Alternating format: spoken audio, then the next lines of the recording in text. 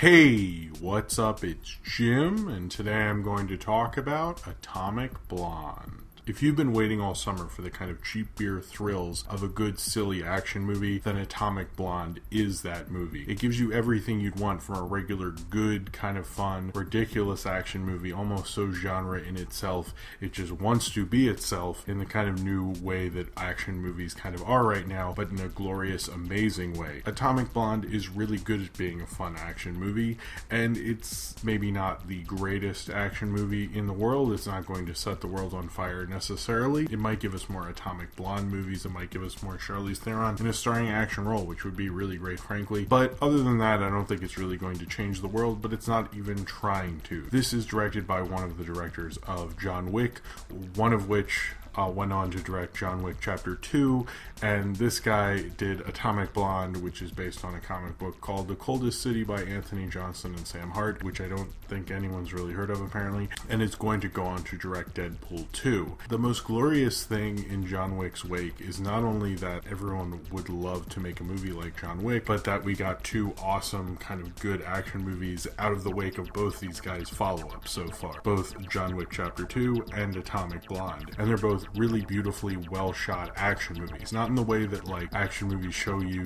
kind of a cool landscape or something. The action is actually amazingly well shot. These are done by fight choreographers who really know how to shoot a fight choreographer scene. If you really want to see awesome fights and good battles and really kind of action movie kind of fight sequences, then Atomic Blonde is it and delivers on that in a way that's not just, when you think of a movie star in an action movie, they might have a couple cool action sequences and they'll talk about it on a talk show and stuff. And Charlize Theron is certainly doing that, but she really proves her own as a real action star. This is an action star role. It's not a movie star in an action movie kind of a role. And Charlize Theron digs into it full tilt. The other wonderful thing about this movie is a lot of the cooler things about it you actually don't know from the ads. I think the ads are a little misleading. They kind of try to act like basically that, it has this John Wick hook with a former lover or anything. I totally forget about the former lover thing really quickly within this movie. It's not like the dog in John Wick or something, but it's a similar kind of tale of revenge, kind of spy nonsense kind of a thing. But instead of going through, this world building thing, isn't as into the world building as it is. It's going through all these various genre beats. But the whole idea is it's 1989 and it's near the eve of the collapse of the Berlin Wall, and Charlize Theron's character has come in to get the secrets of this list, because there's always a list of spies and stuff, and she has to use her contact and bureau chief in that area, James McAvoy, to get this list back before it goes into the wrong hands, because it is a nuclear bomb of information that could set off the Cold War for another 40 years, or supposedly, since we don't know what this list is. She has to fight and beat the shit out of people for a way to get this list and get it back to safety before this information gets out. But since it's in 1989, you have all this cool like 80's music and kind of Miami Vice type lighting and everything like that. It's almost some of the most on-the-nose 80's music throughout it, but it's kind of a lot of fun having all that on-the-nose 80's music throughout it. I think the biggest thing with Atomic Blonde is I was told through people who I respect a lot from action movies and stuff, this movie probably wasn't very good, and I was disappointed because I thought it seemed like a cool movie from the trailers and everything like that. Although I don't think it is as good as John Wick, I'm not going to act like it is. Having kind of like lesser expectations for this, kind of having your arms crossed and kind of almost demoting this movie before you go into it kind of actually helps it, because it seems to have a lot of fun with what it's doing within that genre. And it's made by a guy who likes action movies and knows how to shoot a really good one.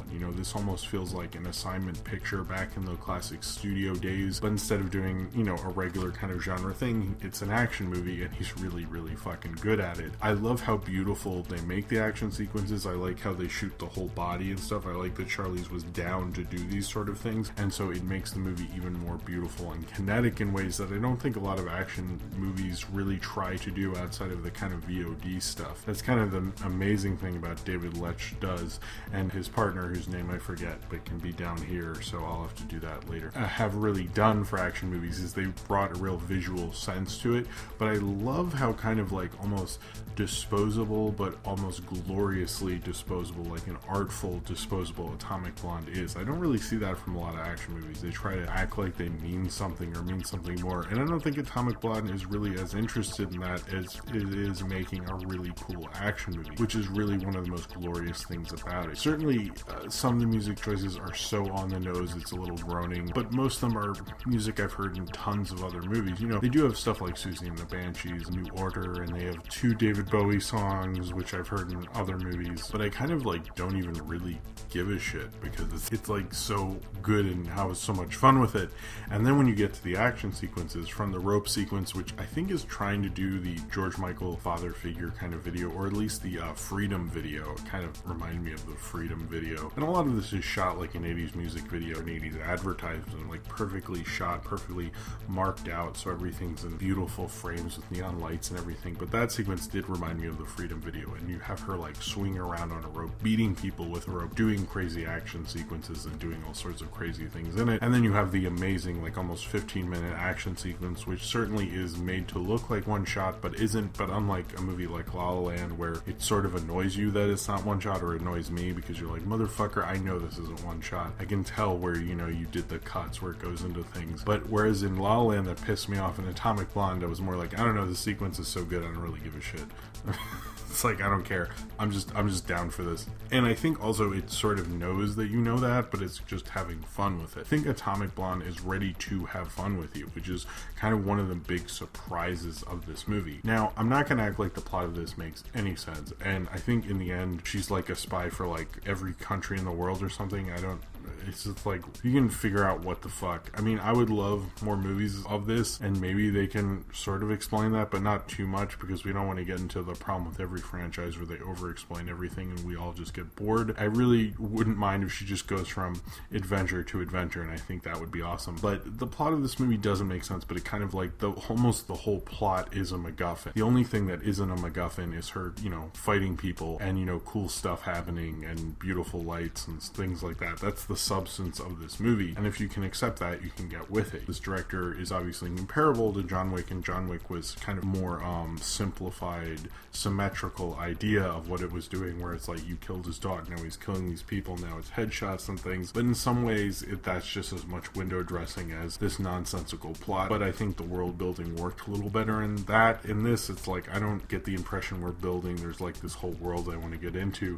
That whole world seems to be, you know, like the 80s and stuff. And what they do with the 80s, they're clearly having fun with it. I think, you know, in some cases, it's like, aren't most of this music from like the mid to late 80s? Or are you trying to say because the wall fell and people didn't get this music, now suddenly they're into it and it's like this thing? And what you're trying to say, or did you just go, I want all the 80s hits, fuck you, I don't care? I sort of get that, and I'm kind of fine with it, but I can understand if people are a little annoyed by how on the nose this is. Charlize really is very good in this, and I think it says more about her as an action star and how ready she is to conquer certain films and certain film genres and leave her mark on this. Certainly, I don't think this is as good of a role as Furiosa, and it's not as eye-catching or iconic as Furiosa, but she does a good job within this. And seriously, like, some of these action sequences were intense. There's some Iko Uwais shit in here, and she pulls it off excellently well. Like, she is ready to be in an action movie and ready to bring her own to this. It's not that she's a woman, I think it's honestly more that she's a movie star. I rarely see movie stars do this kind of work. Like, seriously, some like awe-inspiring, like really cool, awesome stuff in this. And she's got the charisma's really there and all this stuff. A lot of people were saying like this feels like a weaker film in a franchise that'll have better films throughout, and I think she would be so ready to play this character throughout it. James McAvoy, I think, is having a lot of fun as like playing against the type he usually played, almost like a character actor or something. He's kind of one of those movie stars who gets to be more of a character actor. Between this and Split, I think I have a lot more faith in James McAvoy than I ever did. I love seeing Toby Jones. I always love seeing John Goodman. I've never seen John Goodman give a bad performance. I guess in a lot of ways, if I saw another movie like this, it would probably annoy me with all its dumb 80s references and things like that. I think the difference between this and maybe Stranger Things is that, like, Stranger Things is very much taking exact influences, and you can tell that, and I can point out, like, oh, that's Firestarter, that's Close Encounters, that's E.T., that's blah, blah, blah. But in Atomic Blonde, they're not referencing a specific 80s movie. They're just referencing style and playing with that in a new 2017 action movie. This feels very much like the 2010s kind of an action movie, just in that era. In fact, so much so that they could market this in a way that I didn't know it took place near the collapse of the Berlin Wall and had, you know, a ton of 80s music and all that stuff in it. It feels like a kind of a modern movie that just sort of happens to take place in Berlin because, you know, Berlin's cool in the 80s and stuff, so like, why not? Obviously, I guess the way we adapt historical things, it's not just about the history that you're adapting, but it's about why you're adapting it in this time. And in that way, I guess maybe I'm reading too much into this or something, but maybe not. In that way, they just went, this history stuff's cool, what if she kicked people and it looked awesome?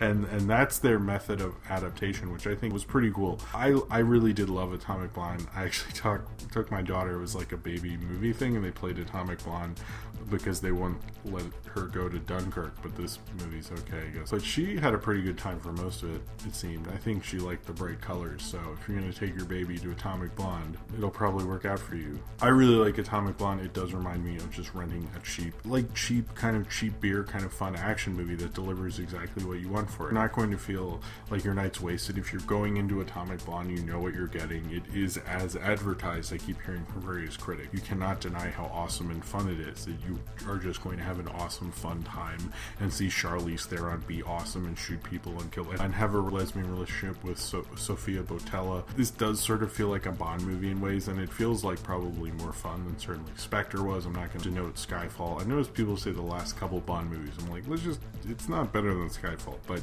it's certainly more fun than most Bond movies are, and certainly in terms of its action and stuff. This is so enjoyable. You know, both John Wick 2, I keep thinking about the action sequences in that, but I also think about how much fun I had. And that's not the truth with a lot of action movies. They try to bog down, they try to do messagey, they try to do other acting kind of drama things. These are fucking action movies. They are pretty straightforward in what they're trying to do. There are other filmmakers who are trying to, you know, push the envelope and do interesting things, and maybe they'll fail, maybe they're not. But there aren't that many just pure genre guys like the John Wick guys have been. And I think it's just glorious in what they're doing. It's just amazing. I'm so happy. I'm honestly, you know, I'm not a huge Deadpool person, but I'm excited for Deadpool 2 just because he's doing it, because he's so good at action. He's just a great action director. This is probably not going to be the highest height for Charlize or anyone in this really, but it seems like they totally got what it was and had a lot of fun with it.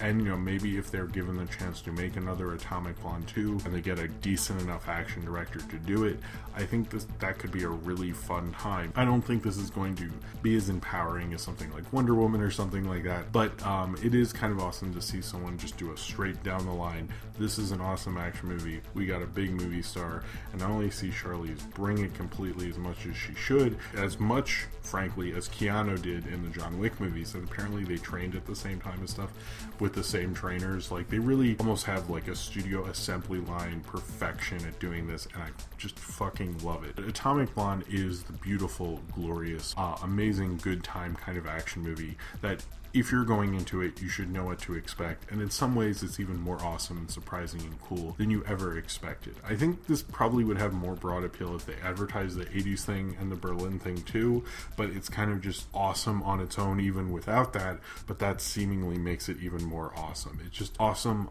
blood-kicking, cool action sequences with neat music. It's just a good kind of summertime action movie, and certainly maybe this isn't the kind of film we'll be talking about in 20 years or something like that, but it is a film that you will still be able to have a good time with in 20 years, and there's not a lot of films I can say that about anymore, that it can still give you that bloodshot good time to the head that it was always trying to do. So if you've seen Atomic Blonde and you would like to talk about it, then comment below in the comments and subscribe if you would like to.